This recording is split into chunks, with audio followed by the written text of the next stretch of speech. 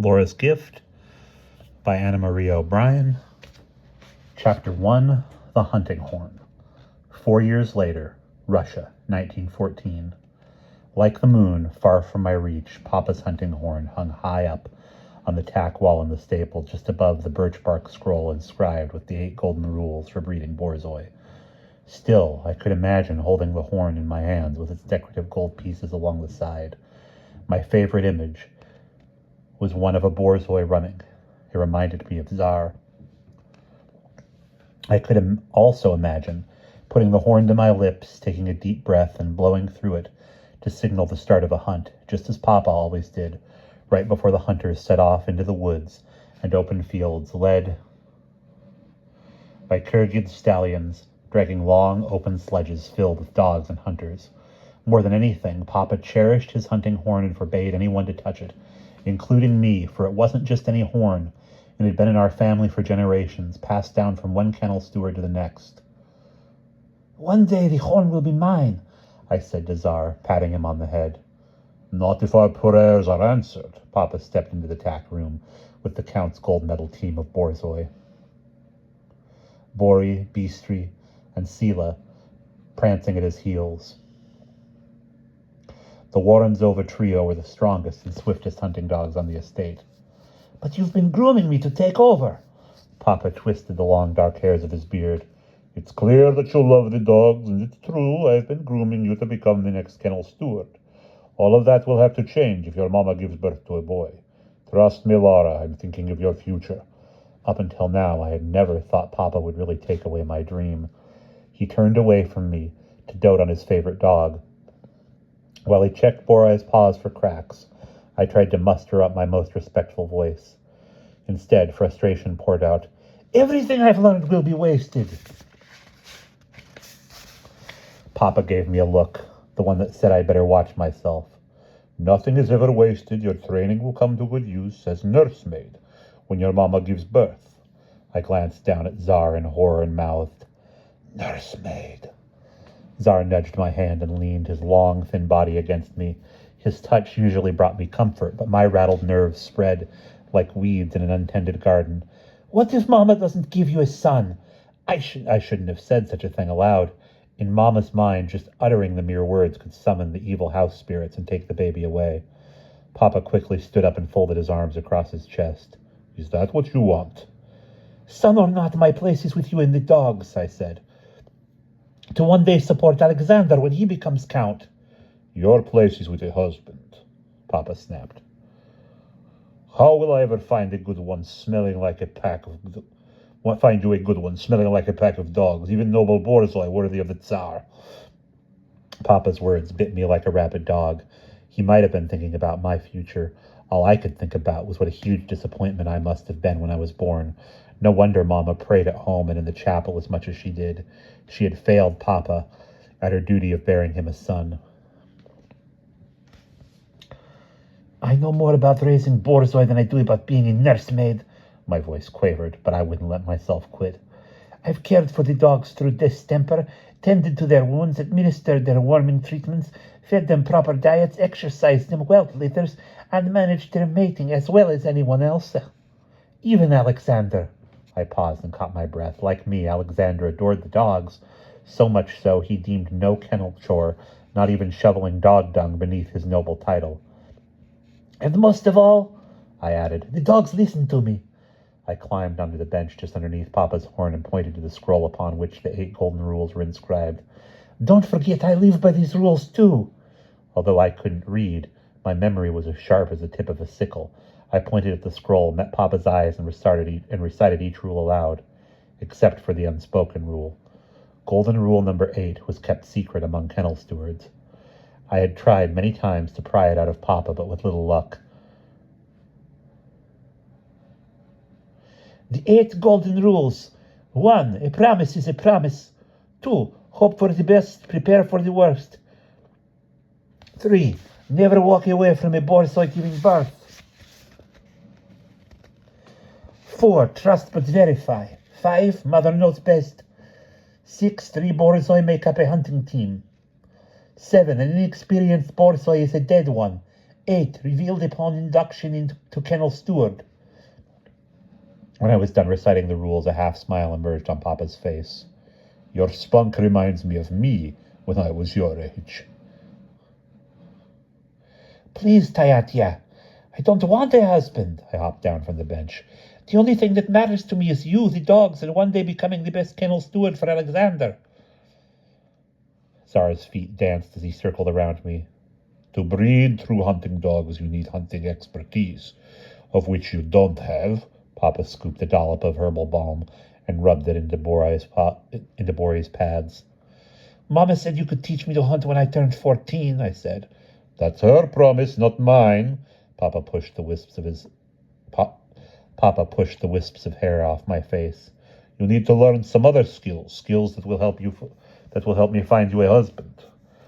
Papa was right about one thing. I wouldn't make a very good kennel steward without hunting experience.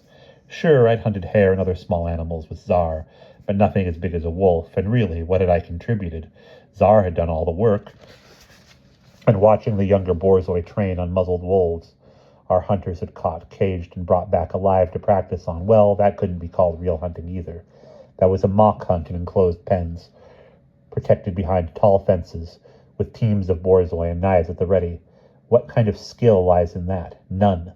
To breed Borzoi worthy of His Majesty Tsar Nicholas, I would need to go on a real wolf hunt, but even that wouldn't be enough for Papa. To prove myself to him, I shuddered at the thought, I would need to kill a wolf.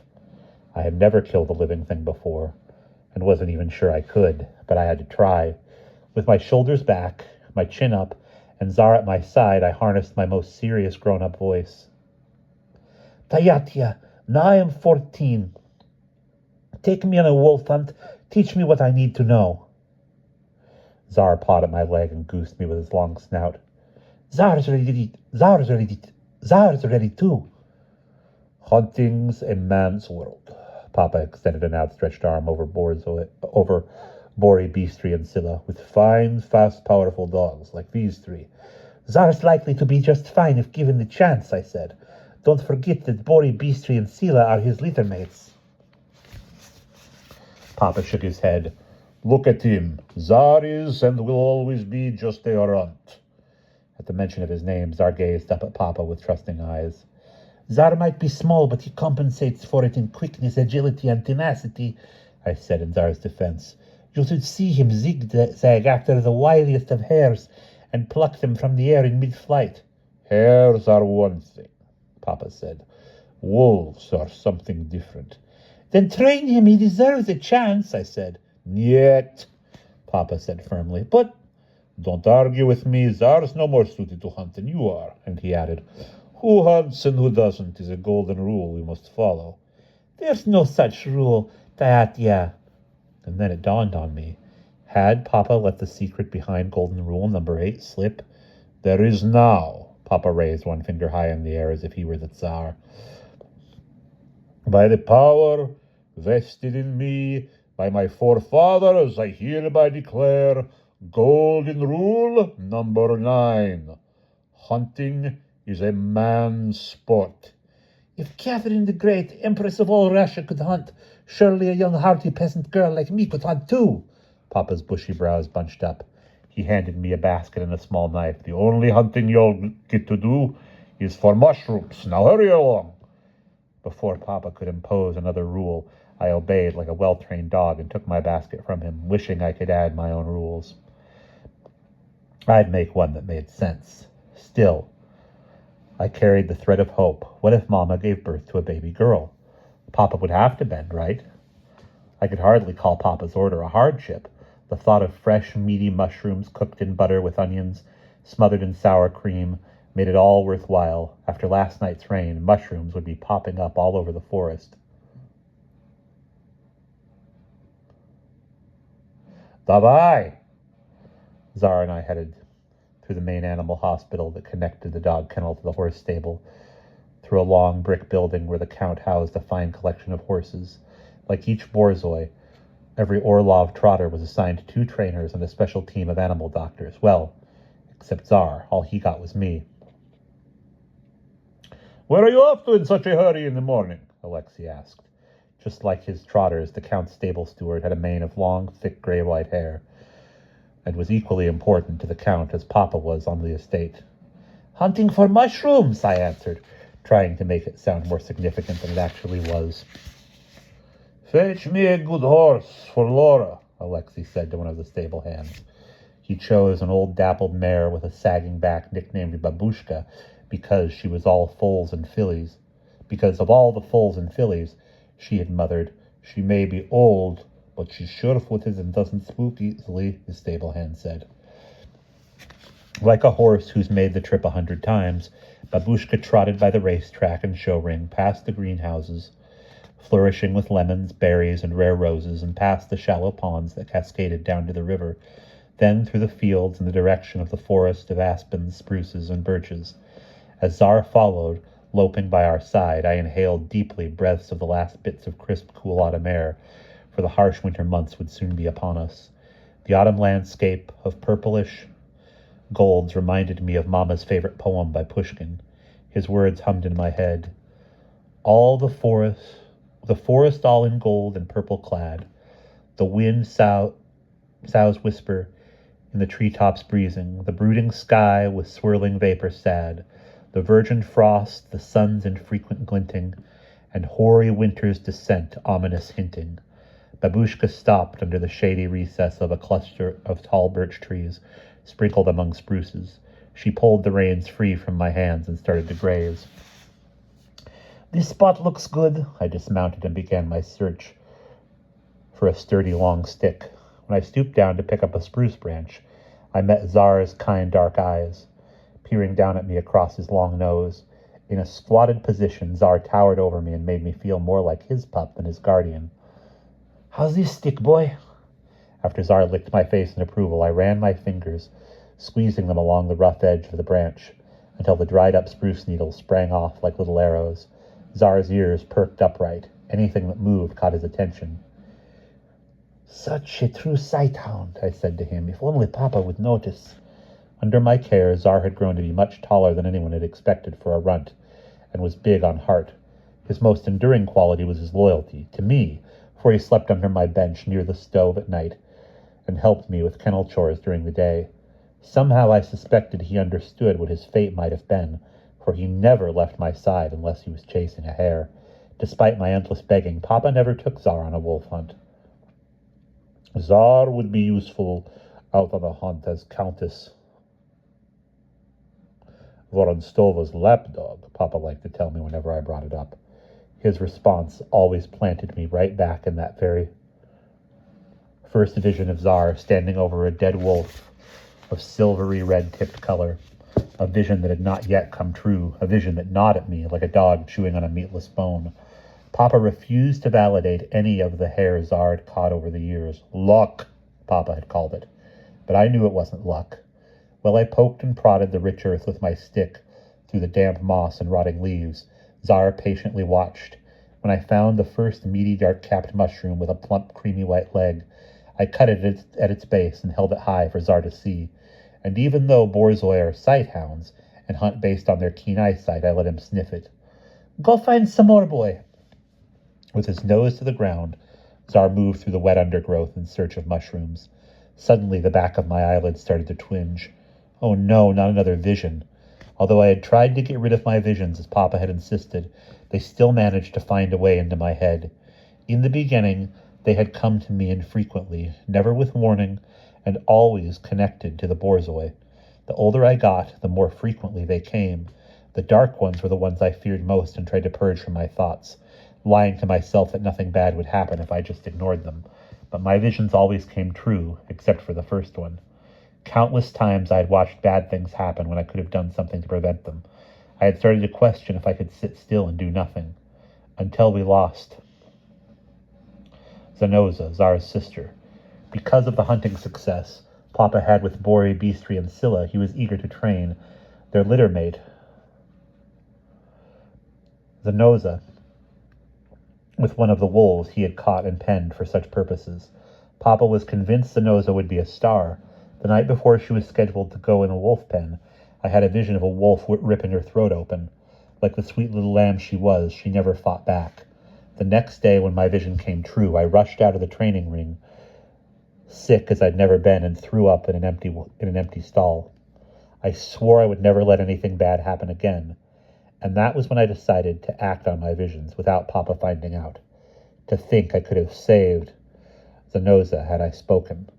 I might have failed Papa many times for not preventing my visions. But I never once broke my promise to him, for I learned to keep them to myself. The twinge grew more painful, beating along my forehead like pelting ice flakes. I closed my eyes, afraid of what might come, and there was Tsar. He stood on his hind legs, battling a large, silvery, red-tipped wolf with yellow eyes. Gospodi! I willed myself to see more. I had known that Tsar would be all right. Like all the other visions I had had over the years, it disappeared as quickly as it had come and left me shaking. I searched into the distance across the open fields and found nothing alarming. So why did my gut still feel wrenched up in a knot? I quickly glanced over at Tsar, under the thick birches, nosing the ground for mushrooms, and then at Babushka grazing peacefully under a cloudless blue sky. The quiet alone could have swallowed us whole, and the air felt empty, like the last bits of summer had been swept away with a broom. Part of me willed it to be just that, another lazy autumn morning. I wasn't ready to take on a wolf. Not this wolf, at least. He was much bigger than Tsar, and the way he lunged for Tsar's neck with snapping jaws frightened me. Tsar pawed at my leg. In his mouth, he held a mushroom gingerly between his front teeth. Molodiec! I took the mushroom and dropped his prize in the basket. He brought another, and then another. I'll never keep up. For every mushroom I collected, he found 3, and he knew how to pick the good ones. Never once did he bring me a poisonous one. The basket was half full when the pealing of stable bells sounded from the estate. The quick ding-ding-ding of the bells rang as a warning. I jumped up and scouted for something against the blue horizon. What could it be, Tsar? I feared the worst. Tsar's whole body tensed up. His ears stood on alert, and his eyes locked in on something in the distance, something I couldn't see, and then Tsar shot off like a bullet. I wanted it to be a hare that called him to the chase, but from the way Tsar took off with such intensity, I knew it was something he had never hunted before. And that's the end of chapter 1.